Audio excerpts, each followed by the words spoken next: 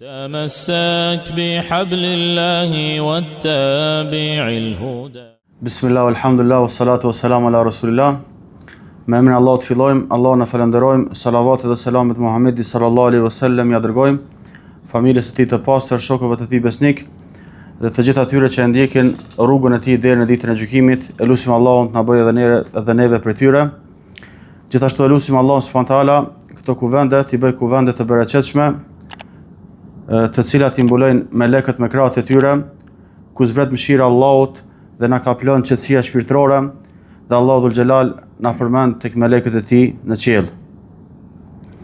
Herën e kaluar kemi folur për Kur'anin e Madhërisëm, besimin e Ehlu Sunnetit rreth Kur'anit, fjalës së Allahut subhanahu wa taala, ku i kemi mbajtur 2 derse.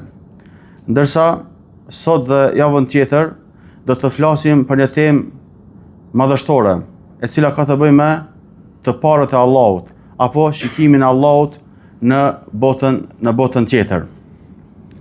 Autori thot: "Wa qul yatajalla Allahu lil khalqi jahratan, kama al-badru la yakhfa wa rabbuka awdahu."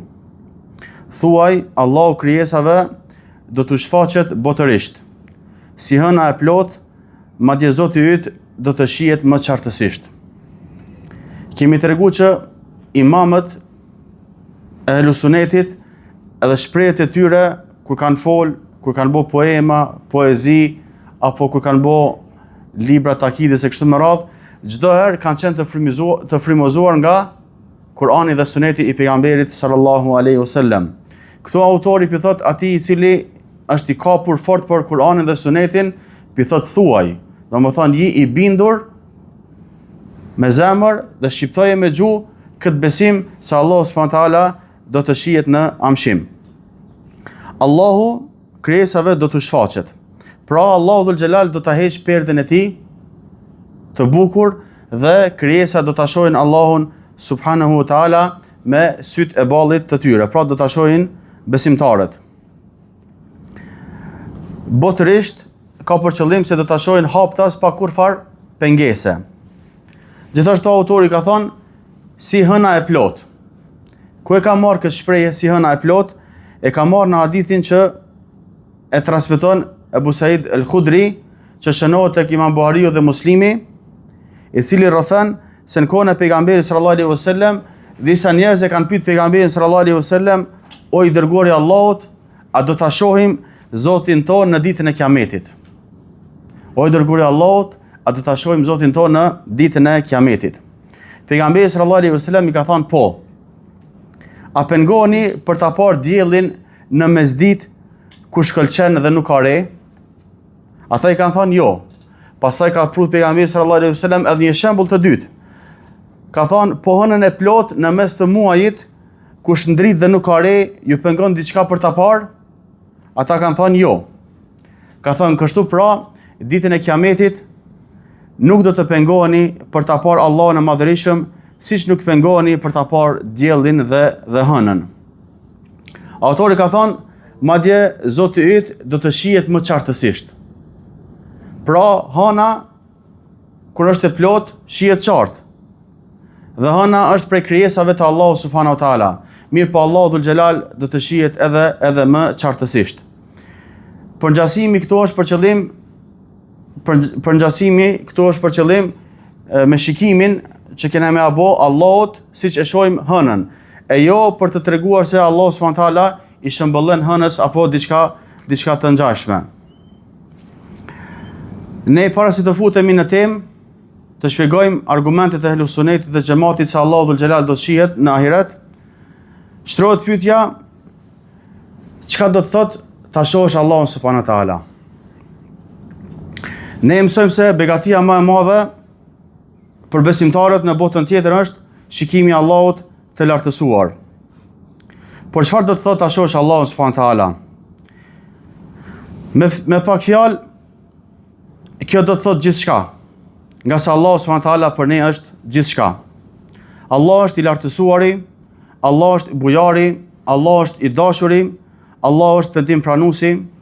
Nga ky Zot i madh çdo gjë na vjen dhe tek ai çdo gjë do të kthehet. Ne nuk mund të bëjmë pa Allahun subhanahu wa taala asa një përpëlitje e syrit. Çdo mirësi, çdo e mirë, çdo begati, çdo kafshat që e hajmë, çdo glënk ujë që e pim, çdo frymëmarrje e kemi prej Allahut subhanahu wa taala. Çfarë do të thotë ta shohësh Allahun subhanahu wa taala? Kjo do të thotë ta shohësh të dashurin tënd, të cilin e ke adhuruar në këtë botë.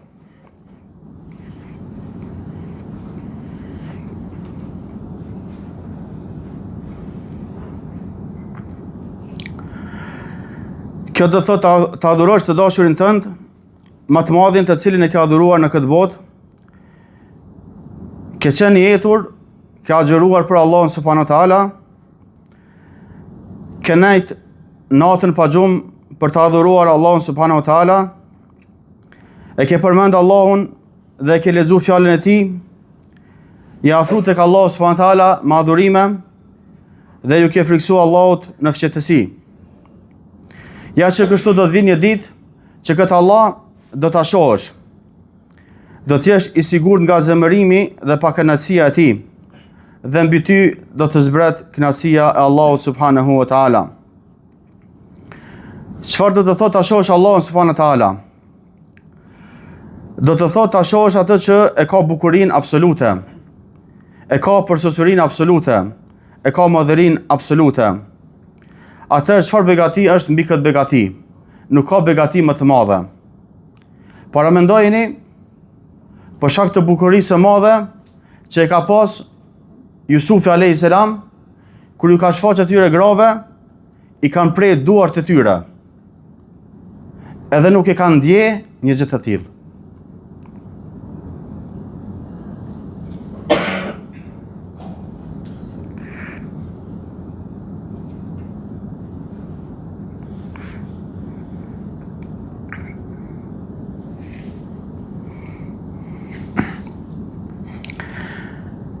E si vallë do t'jetë gjendja kur besimtarët do ta shohin Allahun subhanahu wa taala.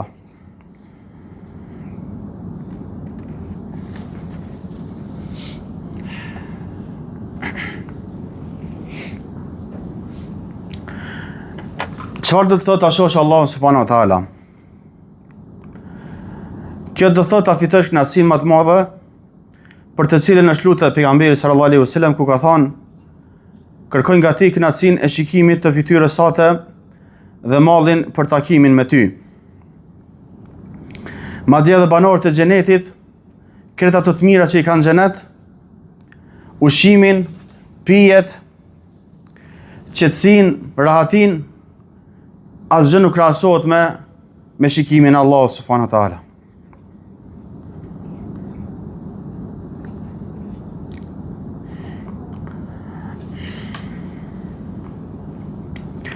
Pejgamberi sallallahu alaihi wasallam ka thënë: kur banorët e xhenetit hyjnë në xhenet, Allahu i lartësuar do të thotë: a dëshironi diçka t'ju shtoj? Ata do të thonë: a nuk na zbardhë fytyrat? A nuk na futen në xhenet dhe na shpëtove nga zjarri? Atëherë Allahu dhul xhelal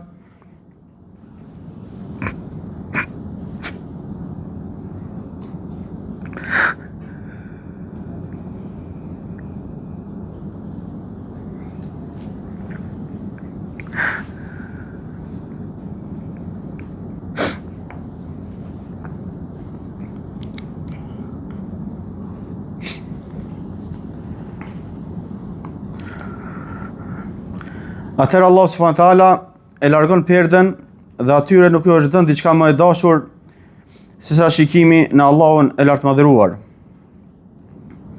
Kjo është kënaqësia më e madhe për të cilën besimtarët duhet të lodhen dhe të punojnë. Në dunja begatia më e madhe është ta njohim Allahun subhanahu wa taala dhe të kemi mall për të takuar me Allahun subhanahu wa taala. Ndërsa begatia më e madhe në botën tjetër është kur besimtarët e shohin Allahun subhanahu wa taala. Besimtarët kanë mall për të takuar Allahun, thot Allahu dhul xhelal: men kana yarju liqa rabbih fa inna ajala Allahi la'at. Kush shpreson takimin e Allahut, le ta di se dita e caktuar nga ai do të vi. Besimtarët e sinqert e duan takimin me Allahun, mirë po dhe Allahu e do takimin me ta. Thot pejgamberi sallallahu alaihi wasallam, men ahabba liqa Allah, ahabba Allahu liqa'ah. Kush e do takimin me Allahun, Allahu e do takimin me të. Për këtë arsye, edhe Musa alayhis salam kur e ka dëgju fjalën e Allahut dhul xhelal, sepse Allah i ka fol drejt për drejt Musa alayhis salam, a ka mujt vallë Musa i mja dëgju fjalën e Allahut e mos me kërku me pa Allahun? Qala rabbi arini anzur ilejk. I ka thonë, o Zot, ma mundso të shoh. Jo vetëm Musa alayhis salam, po dhe sahabët e Muhamedit sallallahu alaihi wasallam i kanë thonë pejgamberit sallallahu alaihi wasallam, o i dërguari i Allahut, a do ta shohim Zotin në ditën e Kiametit. Ky mall të nderuar vëllezër, për takimin me Allahun buron nga dy gjëra. Gjëja e parë është buron nga njohja e emrave dhe cilësive të Allahut subhanahu wa taala. Sa më shumë e njohim Allahun, aq më shumë na shtohet përmallimi për të takuar Allahun. Gjëja e dytë është rënjosja e dashurisë në zemrat e besimtarëve. Sa më shumë ta duam Allahun, aq më shumë do të na shtohet malli për të takuar Allahun dhul xhelal.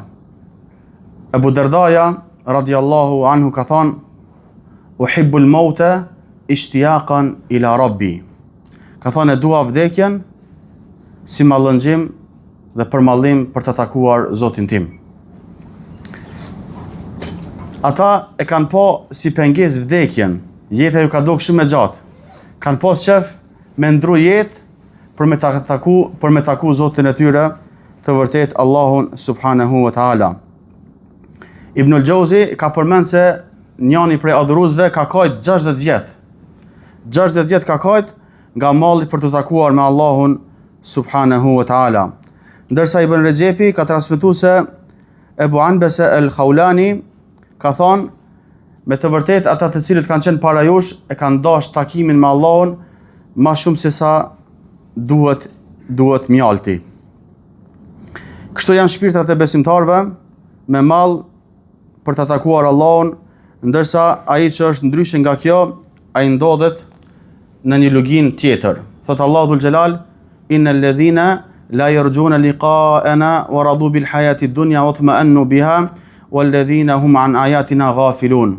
Cili është rezultati? Ulaika ma'wahumun naru bima kanu yaksibun. Sigurisht ata që nuk shpresojnë se do të takohen me Allahun, që janë të kënaqur me jetën e kësaj bote, duke gjetur prehje në të dhe që janë të pavëmendshëm ndaj shenjave tona, do ta kenë si venstrehim zjarrin për atë që kanë vepruar. Kjo ishte vetëm një hymje se i përket kësaj teme. Nga se ehlusuneti nuk i mëson gjanat vetëm si teori. Kena me pa Allahun, argumentet, ajetin, hadithin, nuk e di çka. Mirë po, akidja duhet të përjetohet. Akidja duhet të jetësohet. Vetëm kështu do më thonë, adhurojmë Allahun dhul xhelal ashtu siç e meriton Allahu subhanahu wa taala. Dietarët kur kanë folë për çështjet e akides, këtë mesele pra të parët e Allahut apo shikimin e Allahut nga ana besimtarëve e kanë ndarë në dy pjesë apo në dy lloje. Lloji i parë është të parët e Allahut nga ana e të dërguarit të Allahut subhanahu wa taala, kur është ngjitur në qiell në natën e Isras dhe Mirajit. Pra, a e ka po pejgamberi sallallahu alaihi wasallam Allahun dhul xhelal apo jo? Mendimi më i saktë nga dietarët verifikues të ehlusunetit dhe xhamatit është se pejgamberi sallallahu alaihi wasallam nuk e ka pa Allahun dhul xhelal. Ka thënë nurun anna arahu. Ai ishte dritë si ta shihja unë atë. Mirë po, kjo çështje, ai ka pa se ka pa, nuk është për çështjeve që nëse kundërshtohet dikush, atëherë mund të shpallet i devijuar.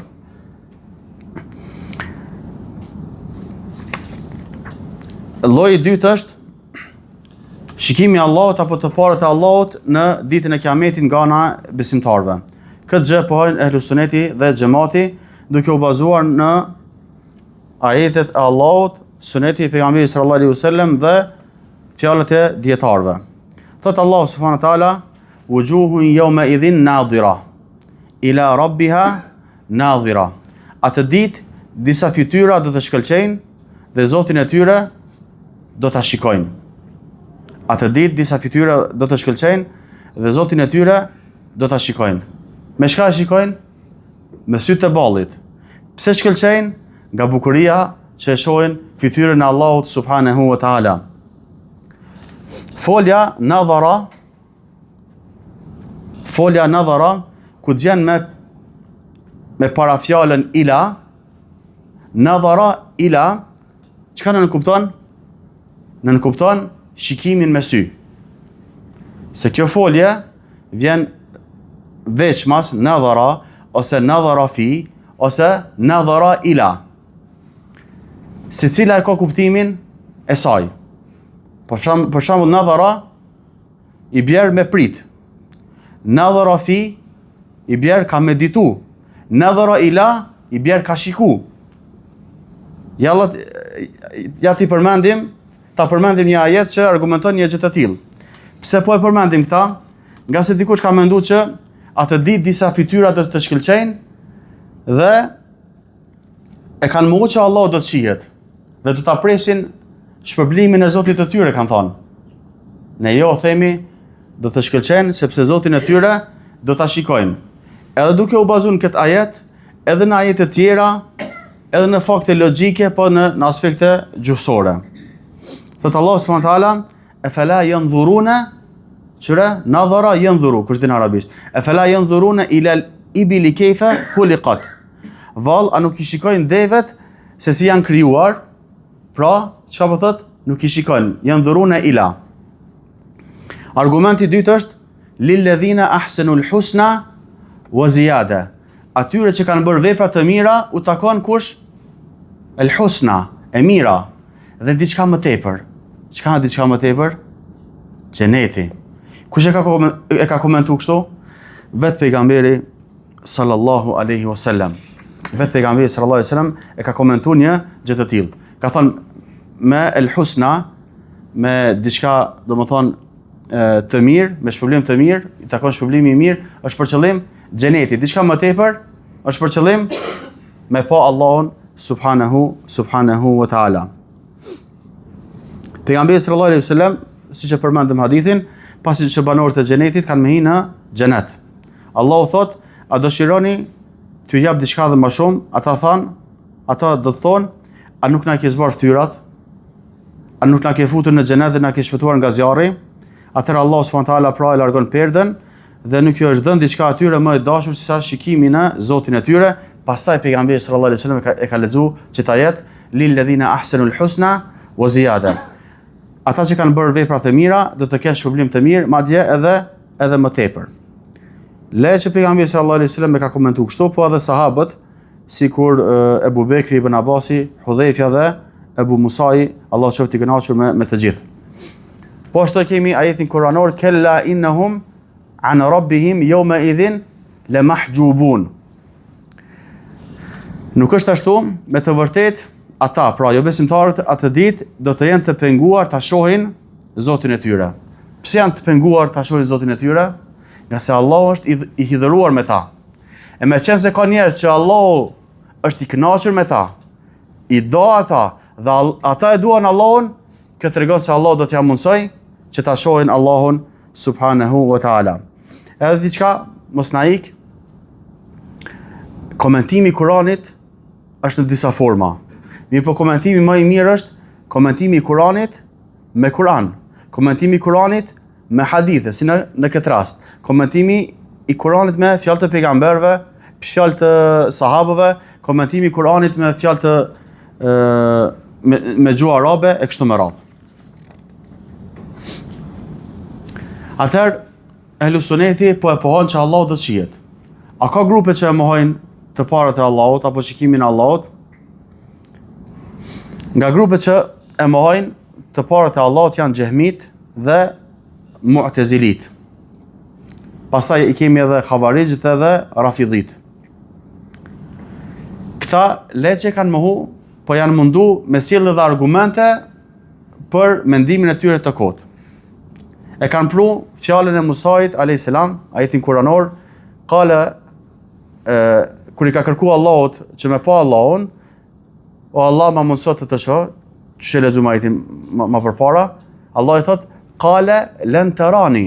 Allah i thot, i ka thonë, ti nuk mund të më shohësh. Ti nuk mund të më shohësh. Dhe kanë thonë, kjo është argument që tregon se pjesëza len të rani, nuk mund të më shohësh, tregon për hershmëri. Qoftë në këtë botë, qoftë në botën tjetër. Ky mendim hidhet poshtë në disa aspekte. Aspekti i parë, Allah ja ka mohu Musait a.s. se s'ka mundësi me pa Allahun në këtë botë. Nuk ja ka mohu që s'ka mundësi me pa Allahun në botën tjetër. Për faktin se syni njeriut nuk mund ta përballoj atë dritë të fuqishme të Allahut subhanahu wa taala. Çështja e dytë. Pjesë zalen e përdorur në ajet, këta kanë thënë që ka kuptimin e mohimit të përhershëm. Ne i themi nuk është ashtu. Nga se jo besimtarët këtë botë nuk e dëshirojnë vdekjen. Walen yatamannahu abadan. Walen yatamannahu abadan. Allah thot, ata kurse nuk e dëshirojnë vdekjen. E ka përdorur që të pjesën len. Mirë po, në botën tjetër do ta dëshirojnë vdekjen. Wanadaw ya Malik liyaqdi alejna rabbuk. Ata do të thrasin, jo besimtarët, o Malik, më mirë le të na vdes Zoti. Pra e kuptuam që pjesë zalen nuk nënkupton mohim të përgjithmonshëm.